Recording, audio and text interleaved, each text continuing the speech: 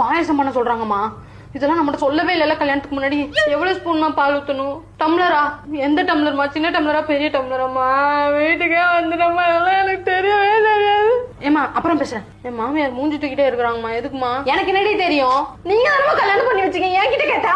துணி காயாததுக்குலாம் என்ன பார்த்து முறைக்கிறாங்கம்மா. குழம்புல கொஞ்சோண்டு உப்பு கூடிட்டுமா. என்ன பண்ணட்டும்? தண்ணியா? பத்தப்பொடியா?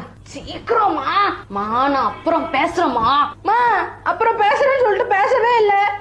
கல்யாணம் முடிச்ச கையோட என்ன எல்லாரும் கை கையில விட்டுட்டீங்கல்ல, என்ன மறந்துட்டீங்கல்ல. கேரட் சின்னதா வெட்டணுமா பெருசா வெட்டணுமாமா?